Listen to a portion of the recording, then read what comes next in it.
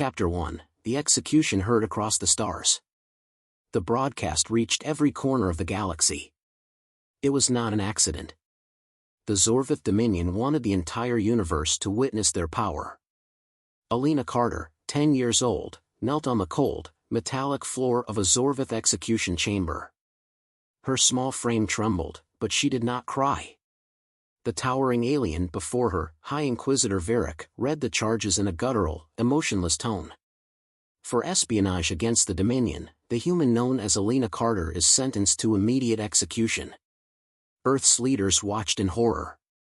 Billions of humans across colonies, starships, and stations held their breath.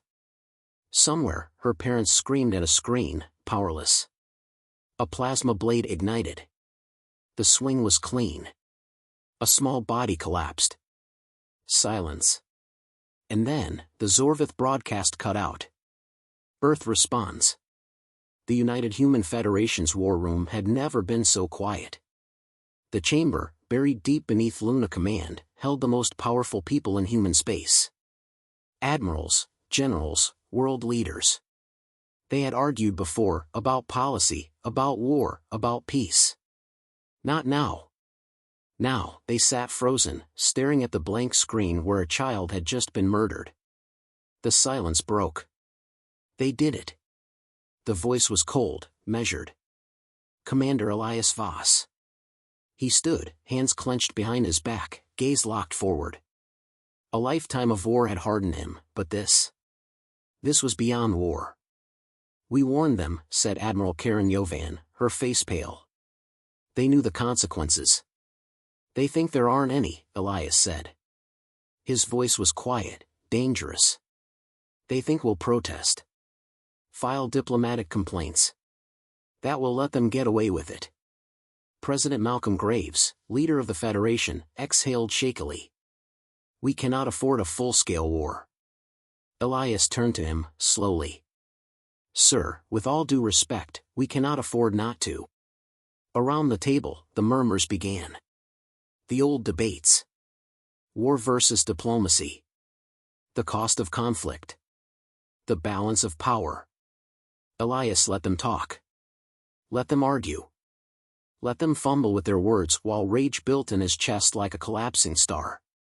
Finally, he spoke. Look at that screen. His voice was sharp. A child just died because the Zorvith thought they could make a statement. That was not a mistake. That was not an accident. That was intentional. He took a step forward, eyes sweeping across the room. If we do nothing, if we hesitate, if we cower behind politics and treaties, then we are telling every empire, every species, every warlord in this galaxy that humanity is weak. That we can be stepped on. That our children can be executed in front of us without consequence. No one spoke. He let the silence linger, then delivered the final blow. This is not about war. This is about what happens after. His voice was steady, firm. If we let this stand, it will never stop. Not with the Zorvith. Not with anyone. We do not have a choice. We must end this. President Graves looked around the table. He saw the same thing in every face.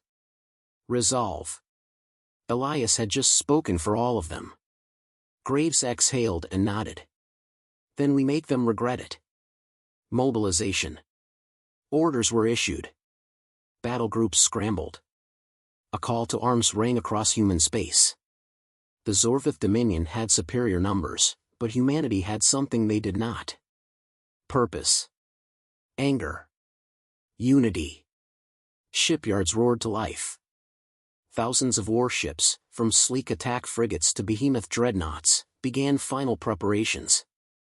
Elias stood on the bridge of the HSS Retribution, the flagship of the First Fleet. Before him, the greatest military force in human history was gathering. Vice Admiral Rains approached. Orders, sir. Elias watched as cruisers slid into formation, as thousands of fighters prepared for launch. His voice was steel. First, we take their outer colonies. He turned, eyes burning with quiet fury. Then, we burn their homeworld to the ground. The war had begun. Chapter 2, The Wrath of Humanity. The first strike was absolute. Zorvith Outpost V-199, a heavily fortified supply station in the outer colonies, had existed for over a century. It had withstood pirate raids, insurgencies, and even minor border skirmishes. It had never known fear. Until today. The HSS Retribution and its fleet emerged from slipspace in perfect formation, the vast black of the void behind them. No warning, no hesitation. Open fire, Commander Elias Voss ordered. The first salvo of railgun slugs traveled at near-relativistic speeds. They struck the station's outer defenses before its sensors even registered an attack. Shields buckled. Plasma batteries overloaded. Explosions rippled through the station's hull. Zorvith officers scrambled. Defense turrets activated. Fighters launched. It did not matter. Enemy response detected, Vice Admiral Rains reported. They're scrambling a counterattack. Elias didn't blink. Too late. A second volley followed the first. This time, torpedoes laced with kinetic warheads breached the command sector. Fire and debris tore through corridors. Hundreds of Zorvith were vaporized before they even knew they were at war. The battle lasted exactly 4 minutes and 32 seconds. Humanity did not take prisoners. The Dominion reacts. High Imperator Zal Zorith stared at the holodisplay in his throne room. His golden robes were immaculate, his posture rigid. But his fingers clenched the armrests of his throne. The human fleet hung over the ruins of Outpost V-199. Hundreds of human warships. Not scavenger vessels. Not minor patrols. A war fleet. The message was clear. They dare, he muttered. The Zorvith had ruled the stars for centuries. Their empire had crushed rebellions, annihilated entire species. Humans were newcomers, an afterthought. They were supposed to cower. High Imperator, one of his advisors, spoke hesitantly. Shall we open diplomatic channels? Zal Zorith's mandibles clicked in fury. Diplomatic? He rose, voice thunderous. They slaughtered an entire outpost. They violated Dominion space. These vermin seek war. The advisor lowered his gaze. Then, shall we respond? The Imperator's eyes glowed with a cruel light. No, he said. We shall remind them of their place. The second attack. Elias stood in the war room of the Retribution, eyes fixed on a three-dimensional map of the Zorvith Dominion. The outer colonies were weak. Defended, but not fortified. If the Dominion wanted to retaliate, they would strike fast, hard, without thinking. Predictions, he asked. Rear Admiral Bishop, head of Fleet Intelligence, tapped a display. If they follow standard protocol, they'll send a rapid assault force to retake what we've hit. Maybe 100 ships, no more. Elias nodded. And if they escalate? Bishop exhaled. They'll throw everything at us. Elias turned to his officers. We need them to overextend. Make them believe we are vulnerable. He tapped a point on the star map.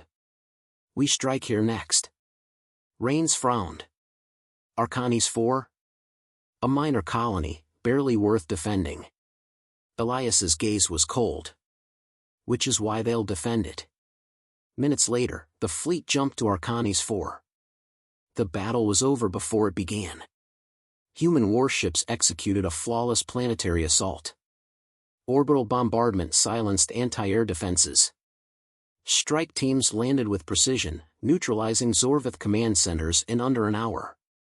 By the time the Dominion fleet arrived, the planet was already burning. They expected us to hold, Rain said, watching the Zorvith ships approach. Instead, we hit and ran. Elias watched from the bridge. The enemy fleet, outnumbering them 3-1, advanced cautiously. Confused. Angry. Uncertain. He leaned forward. And now, they chase us. The trap was set. Turning the tide. the Dominion had underestimated humanity once. They would not live to do it twice. The Zorvith fleet pursued, believing the humans to be retreating. But instead of fleeing, the retribution led them straight into the teeth of the second and third human fleets. The Dominion's admiral realized his mistake too late. Human warships, smaller but faster, weaved through Zorvith formations. AI-assisted targeting systems made every shot count. Carrier-based squadrons disabled enemy capital ships with surgical precision. Elias stood unmoving as reports flooded in. Enemy dreadnought down. Destroyers in full retreat. Multiple Dominion vessels surrendering. Victory was absolute. Elias turned to his officers. His voice was quiet, final. Now, we go for their throat. The road to the Zorvith homeworld was open. Chapter 3, The End of an Empire. Zorvith Prime loomed ahead, a massive planet bathed in the eerie glow of its twin suns. Towering citadels lined the surface, each one a testament to centuries of dominance. Their fleets had crumbled, their outposts reduced to wreckage, but here, on their throne world, the Zorviths still believed they were untouchable. They were wrong. On the bridge of the HSS Retribution, Commander Elias Voss stood before the holodisplay, arms crossed. Behind him, the combined strength of Earth's war machine stretched across space. Hundreds of capital ships, their hulls gleaming in the light of distant stars. Fighters and bombers drifted like restless predators. A final transmission came through from Zorvith Prime. A desperate attempt at diplomacy. The voice of High Imperator Zal Zorith filled the war room, no longer arrogant but laced with forced composure. Human Commander. You have made your point. There is no need for further bloodshed. We are willing to negotiate. Elias studied the screen, expression unreadable. Then, he spoke. There was no need to kill a child. You did that anyway. A pause. We will surrender, Zal Zorith pressed. This war does not need to continue. Elias exhaled, his voice measured. It doesn't. But it will. He cut the transmission.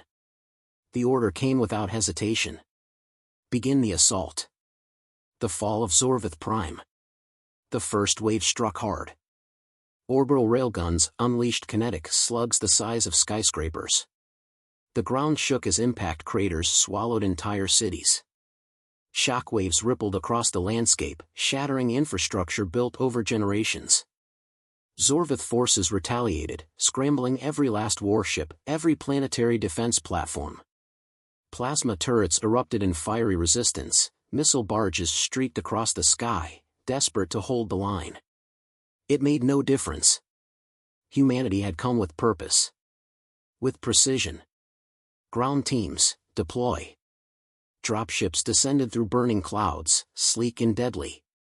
Titan-class mechs hit the ground first, their massive frames crushing enemy fortifications with every step.